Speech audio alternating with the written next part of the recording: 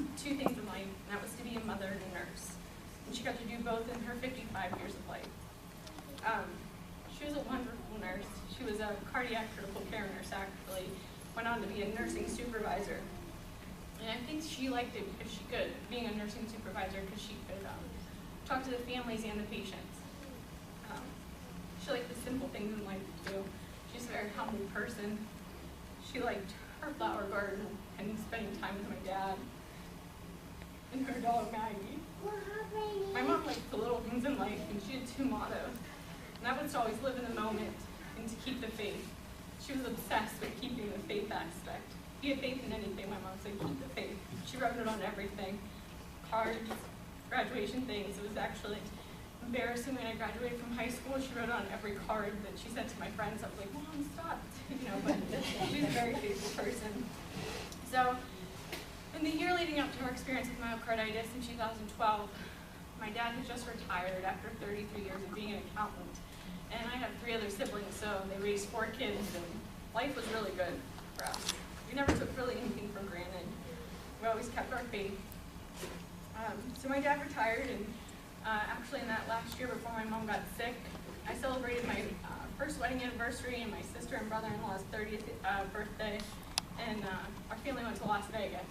So that was our last family vacation, which, if you know our family, it ended up being a pretty fun trip. Little did we know that 2011 was the last normal year of our lives. So 2012 came around, and that Christmas, actually everyone had the flu. We had a bad stomach virus. Christmas is my mom's favorite time of year. She decorated the house, and everyone had to come together. So our last Christmas together wasn't exactly ideal, but we were still together in separate rooms. But then February came, and February 10th was the day that my world stopped turning forever. And I had no control over it. So, in the week leading up to this day, my mom had she said she had a cold. And so for my mom, a cold was, I'll still go to work, I'll still do everything like I'm supposed to, and I'll be tough. So that Wednesday before that Friday, she had a fever and a cough. That was basically it. She went to work on Wednesday and then again on Thursday. And around Thursday, we thought, okay, she's going to get better. So this was just a cold. But she worked Thursday night, and Friday morning she came home, and she usually just goes straight to bed after she gets off work. But my dad came home. After his retirement, he started teaching. So he came home, and he found her listening to her own heart with her stethoscope. And so for my mom to do that was like, you knew it was a pretty big deal. Something wasn't right. So she just told my dad, my heart's doing funny things, it's beating fast, I'm not sure. But she was kind of stubborn, so she said, oh, I'll just tough it out, maybe walk around a little more. But things weren't getting better. She was becoming really short of breath, and so he finally agreed to take her back to the hospital where she worked every day for the last 15 years of her life. So he took her to the hospital, and him and my twin brother did. And I was 2 hours away in Columbus, and I was actually my 3rd year of medical school. So when my dad called, David called from the ER, and he said, Katie, something's wrong with your mother. They think she's having a heart attack. So one of the things that indicated for them that she was having a heart attack was she was short of breath, and she said that her heart was fluttering. She might have had a little chest pain. But one of the things that he said to me that stuck out is they checked her troponins, is that kind of that marker of muscle breakdown in the heart. And her troponins were 12. A normal troponin is less than 0.01, or even less than that in some cases. So they thought she was having a heart attack, so they took her back and did a heart catheterization.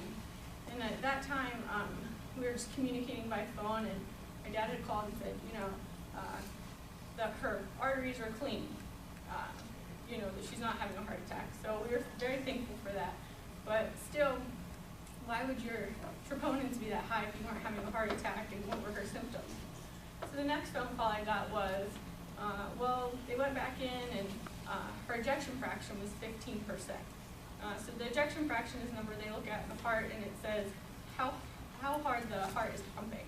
So normal ejection fraction for for a normal person, I guess, would be between about 60 to 65%, and hers was 15 at that time. So for some reason, her heart muscle wasn't working. So for me, the troponins and the EF of 15, the first thing that came to my mind was maybe it could be myocarditis. But unfortunately, it's sad to say they don't teach you that in medical school like they should. It kind of gets overlooked. They say, you know, oh, this is myocarditis, you never see it. You kind of flip to the next chapter, which is very unfortunate. But the thing that I learned about it was, you know, 1/3 survive and get better, 1/3 stay the same and ultimately need a transplant, and 1/3 pass away. So I was playing the odds game then. I thought, okay, she'll be the 1/3 that gets better. We'll get through this. It'll be fine. So that evening, she got intubated and she got placed on a balloon pump. A balloon pump is kind of like a machine that takes the pressure off of your heart and just allows blood flow to the body because she wasn't able to perfuse her own body. Her limbs were very cold.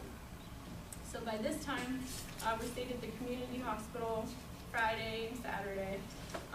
And then on Sunday, some of the nurses that actually my mom worked with in the cardiac critical care unit told my family, you know, this is out of our capabilities. We don't know what to do. Nothing's getting better. We think, she could be better cared for somewhere else. So we actually, she got transferred to a teaching hospital in Pittsburgh, UPMC. Don't know if I'm allowed to say that, so sorry. But not promoting a hospital, but she got transferred to UPMC, and right when we arrived to the next hospital, a group of about 20 doctors came in, and at that time they said, you know, we have to take her back to the cath lab, and this is what we're gonna do. They said that, you know, she could stay on the balloon pump and intubated, but they weren't sure if she was gonna get any better. So what ended up happening is her heart function actually went from 15% Friday to Sunday when we got there. They said that there was really no heart function left. They said it just kind of was quivering in there, is how they described it to us. So to hear your mother was normal and then her heart's just in there kind of quivering, that's hard to take. So at that time she was started on an ECMO, and I think that you had brought up ECMO before. ECMO is, Dr. Cooper explained it before, but it's a way that kind of takes the blood out of your body, oxygenates it and puts it back in. But ECMO is a beast in of itself. It's not a pleasant procedure. You basically get cannulated from the left ventricle of your heart, and these big tubes coming out, and you have to be on blood thinner medication. So the plan was to get her on ECMO and then implant the artificial hearts or the left ventricular assist devices. So we were on ECMO on Monday, and that Monday, so we went from Friday to Monday in our lives.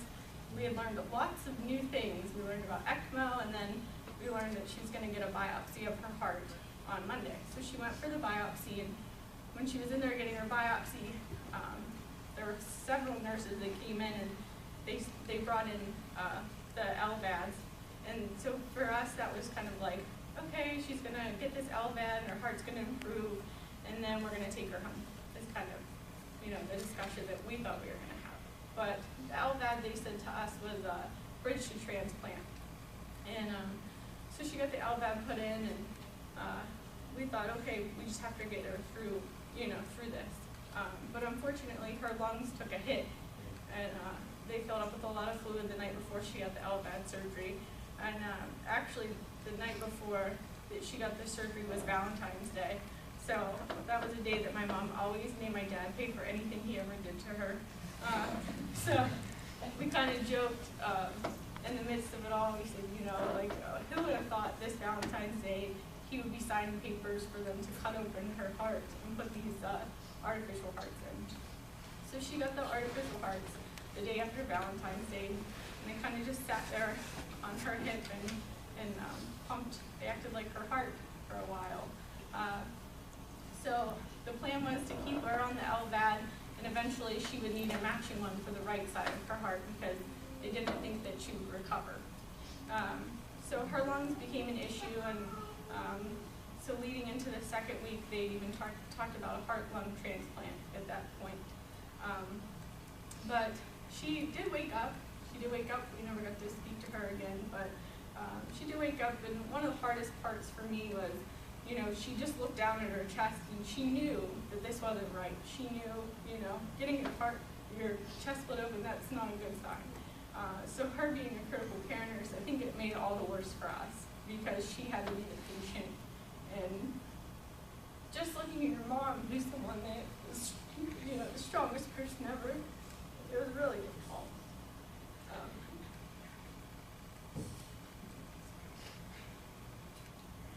So ultimately, she lasted 21 days. She had the LVAD implanted.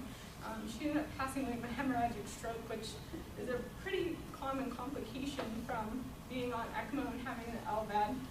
You have to be on heparin, which is a blood thinner. So that's kind of my mom's story.